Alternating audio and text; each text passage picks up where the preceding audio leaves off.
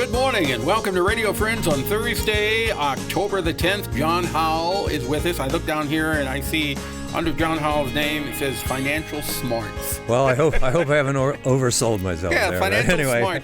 Yeah. You've written a book which we've talked about several times on here called The Foolish Corner. Absolutely. And that book, well, let's go ahead and give your plug right now. That book's available. Well, it's available on Amazon, both print on demand and Kindle. Yeah. And it's a fairly short book, fairly readable. You can get through it fairly quickly. Right. And you're a professor of finance here at the University of Missouri. Yep. Okay. And the topic today we're going to talk about is the tie between success and luck. Yes, right? Yes. I want to do that, and we'll eventually get to some finance points, but we're going to start quite generally here. So when we think about success, people who are successful know that they have worked hard, almost invariably. They've worked hard, they've worked long hours, and so forth. And it's easy to think that that's the sole determinant of their success. But I think there is a lot of luck. Now, I need to define the word luck here, but there's a lot of luck that also goes into it. So my kind of broad point is that luck is more important to success than most people think. But let me give you my broad definition of luck. Okay. Because, I'll just make it personal. For example, I'm lucky to have been born in the United States as opposed to many other countries around the world. I'm lucky to have been born into a family where my parents have stable, they valued education, and so on and so forth. So the word luck is not just like, I'm looking down, I find a $5 bill. It's a broader kind of thing, right? And so, the society we live in, our colleagues, our peers, are all part of the setup that leads to certain events. And so in that case, I would call that good luck. If you're born, maybe some babies are born drug addicted, for example. That's usually bad luck, and it's very hard for them to recover. Some people do scramble out of such places, but it's a much tougher. So the issue then, if you think about that broad definition of luck, then luck really has a lot to do with our success. Because some people would call luck a blessing also.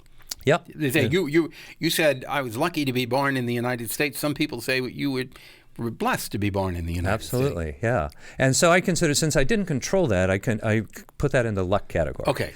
And so one of the interesting features of this is that people who are very successful have almost invariably worked hard. And that's really all they've seen. They know they've worked hard and they know they've succeeded. And so they attribute the entire success to their hard work. But if you look out there are lots of people who work. I know people who work 2 jobs. You probably do too. Yeah, oh my goodness. They 2 work, or 3 jobs. Work 50, 60, 70 hours a week.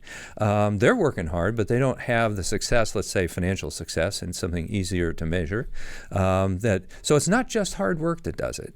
It's this other component which I'm calling luck. Mm-hmm. And then that leads into a bias. And the book that we referred to, my book, is about kind of human biases and how they affect financial decision making.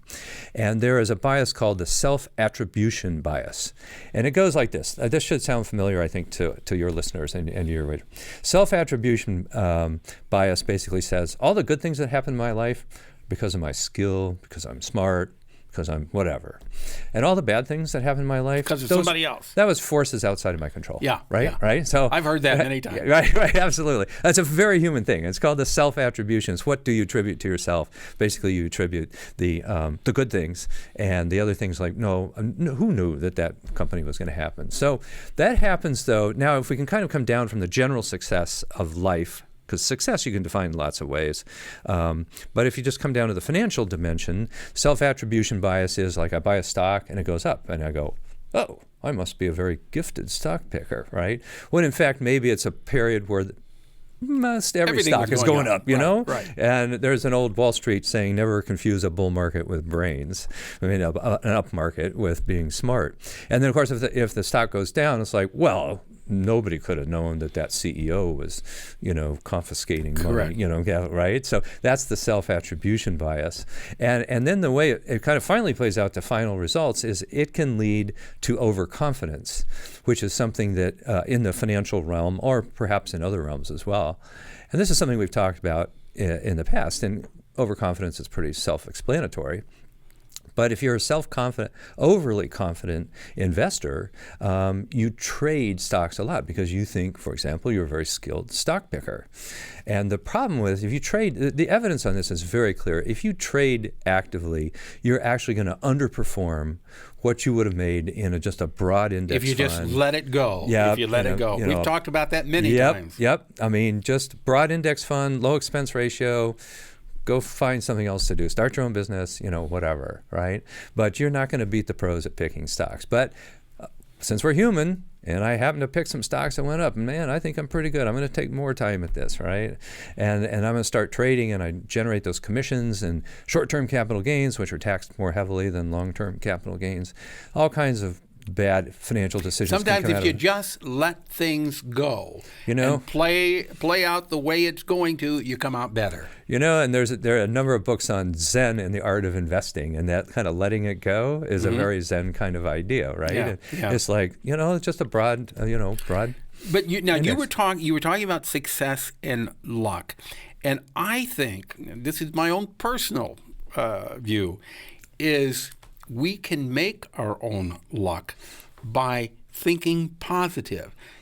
I feel that thinking positive makes all the difference in the world, whether it's dealing with our health or whether it's dealing with our career or our relationship with people.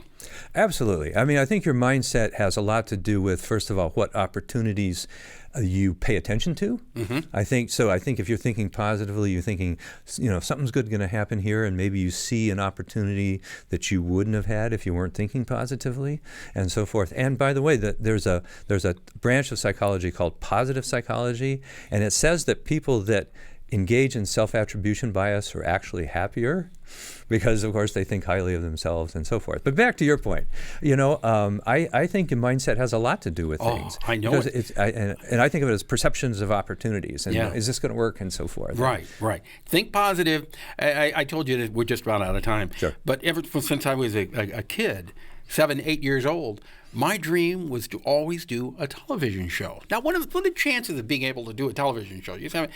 I kept visualizing that, and doggone it, for 40 years I was blessed with my dream at KOMU with doing and Pepper. Congratulations for that, too. Yeah, absolutely. But I had a lot of other people who helped make that dream Well, that goes reality. back to the success thing. No person does it. No, my goodness, no. Themselves. There were so many people that also made it possible. Absolutely. One was a wonderful general manager I had, Tom Gray. Okay, great.